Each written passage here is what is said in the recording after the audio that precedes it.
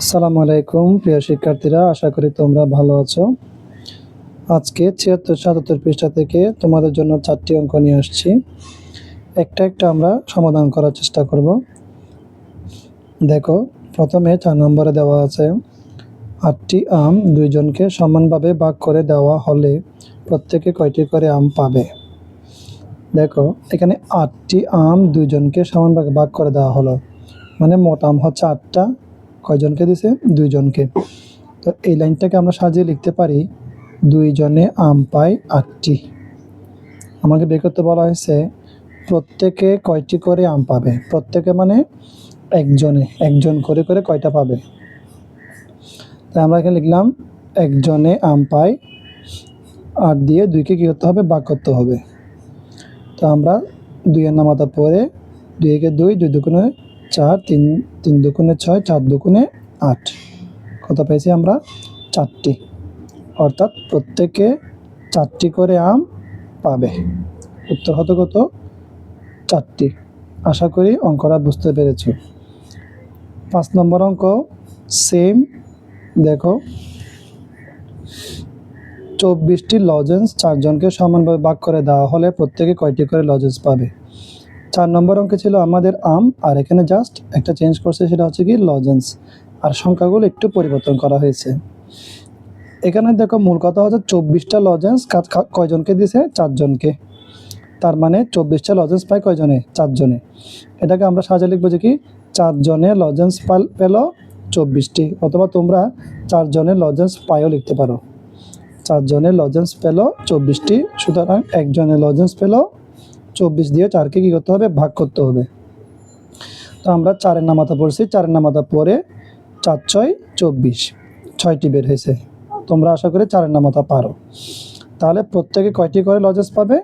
প্রত্যেকে 6টি করে লজেন্স পাবে। উত্তর কয়টি? 6টি। এটা হচ্ছে একদম সেম 4 নম্বর যেরকম, 5 নম্বরটা অঙ্কটাও সেরকম। এই চ্যাপ্টারের অঙ্কগুলো খুবই সহজ। এরপর দেখো 6 নম্বর অঙ্ক।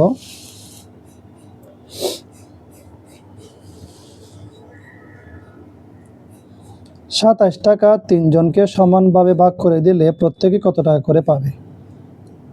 এতক্ষণ আমরা আম করে আসছি, লজেন্স করে আসছি, এবার টাকার হিসাব। দেখো, 27 টাকা 3 জনকে দিতে বলতেছে। তাহলে 3 জনে পায় কয় টাকা? 27 টাকা। তো আমরা সাজায় লিখতে পারি কি 3 জনে মোট পায় 27 টাকা, একজনে মোট পায় 27 দিয়ে 3কে কী করতে হবে? ভাগ করতে হবে। এখানেও আমরা 3-এর নামাতা পড়ছি, 3-এর নামাতা পরে 27কে মিলাইছি, 3 নং 27। তোমরা 3-এর নামাতা পড়লে 9 বের হয়ে যাবে, আশা করি বুঝছো। বের করতে বলছে প্রত্যেকে কত টাকা করে পাবে, সুতরাং প্রত্যেকে 9 টাকা করে পাবে। উত্তর 9 টাকা। আশা করি অঙ্কটা বুঝতে পেরেছ। এরপর অঙ্কটা খুবই গুরুত্বপূর্ণ, এটা প্রায় পরীক্ষায় আসে। দেখো, একটি বেঞ্চে 5 জন বসে, 45 জনের জন্য কয়টি বেঞ্চের প্রয়োজন হবে? মানে একটা বেঞ্চে বসে যে 5 জন, তাহলে মোট শিক্ষার্থী আছে মনে করো 45 জন। শিক্ষার্থী মানে ছাত্রছাত্রী আর কি। হ্যাঁ, 45 জনের জন্য কয়টা বেঞ্চ লাগবে?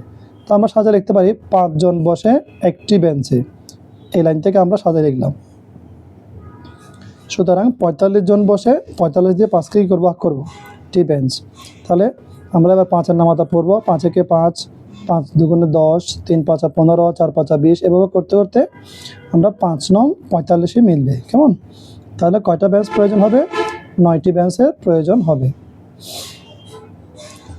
এখানে লিখছে না 45 জনের জন্য কয়টি বেঞ্চের প্রয়োজন হবে, সুতরাং 9টি বেঞ্চের প্রয়োজন হবে। উত্তর কয়টি? 9টি। আশা করি তোমরা 4টা অঙ্কই খুব ভালোভাবে বুঝতে পেরেছ। সবাইকে অসংখ্য ধন্যবাদ। আসসালামু আলাইকুম।